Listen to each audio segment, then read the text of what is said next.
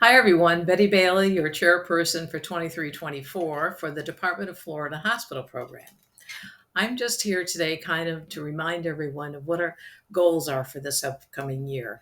So I know most of you are reading our newsletters, have gone online and read the programs, and most of you hopefully have also looked at the Malta website on our National Ambassador Program. But let me just start off on just telling you I've got a little cue card here.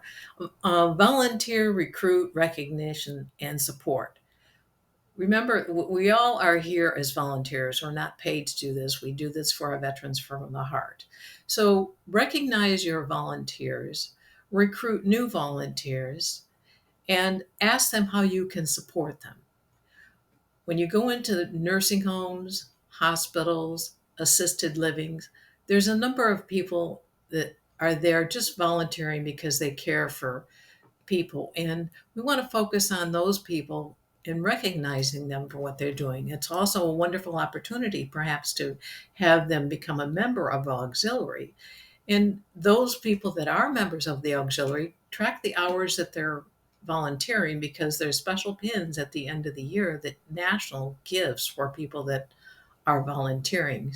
And I suggest maybe having a luncheon, a breakfast for volunteers. Now, when I'm talking about volunteers, not only they're going to nursing homes, hospitals, and assisted living, and even hospice. Those special volunteers that are in your auxiliary that step up when needed and are always there to support our veterans. The next thing I'd like to talk to you about is, of course, our women veterans healthcare. This year, we want to focus on educating our women veterans. Remember, women veterans that have served boots on the ground, that have served, of course, here in the States to support our military. This women veterans, there's a number of new benefits that are available on the government website. If you read my newsletter, I have access to where you can get that information too. Recognize those women veterans by asking them to stand at various events. I know they always stand with the other veterans, but make sure that you're recognizing those women veterans because of the sacrifices that they have made, which is more really than men have made because the women, as you know, we're out there hardworking and doing everything we possibly can to make things better. So recognize them, have an educational seminar of what benefits are available, and just make sure that you're saying thank you to them also. The other important aspect this year that we want to focus on is, of course, our Valentine's for Veterans. If you haven't already started your plan, now is the time to start Valentine's. And it doesn't necessarily have to be just Valentine's Day. How about a Valentine's week? Recognize the veterans that are in nursing homes, hospitals, assisted living, go to various events, recognize those veterans that are in your post on that day, Veterans Day, or all week long. Number of things that we're doing is we're creating little goodie bags and asking our veterans, "Hey, would you like a kiss?" And of course, they all say yes. So you give them a little bag of Hershey's Candy Kisses, and just give them a hug and say thank you. I know I've had a personal experience myself when running across some Vietnam veterans, and they start telling when after you ask them where they served. I says, well, especially if they've served in Vietnam. I said, you know what? I says, you never got a hug when you came home. I give them a hug, and you can just see the tears start rolling down their eyes, and they're so thankful and grateful. Create a special event throughout the year that it's not related to any military birthdays for the branch of service.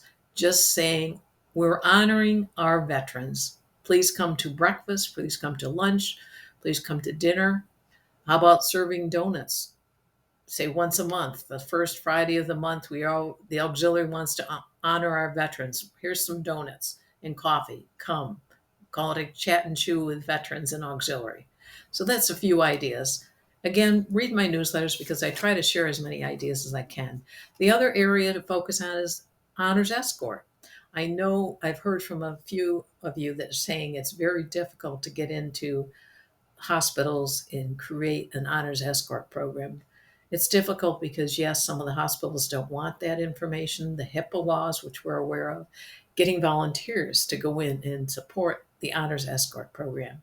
If you are not familiar with that, I suggest you go on YouTube and type in Honors Escort, and it'll give you a complete video of what they do, where the staff stands on the hallway, the doctors, nurses, and family members, while that deceased veteran gets the recognition when they're rolling them out of the room. Another point which you might want to ask your hospital, nursing home, hospice, what are they doing to recognize the veterans? I know an idea which we have done is we've donated flags and we've asked, could an American flag please be placed on the patient's room so people will know that is a veteran, which is it's a wonderful idea and it's much appreciated and the family appreciates it too. So basically, I'm just here to remind you, thank you for all that you're doing. Go out there, create ideas, get your members involved, make sure you're reporting, and thank you again for supporting all of the efforts which all of you do in all of our programs to honor our veterans. And have a wonderful day, and I look forward to seeing you in June and hopefully get a special award for all of your efforts. In the meantime, have a wonderful day. Thank you.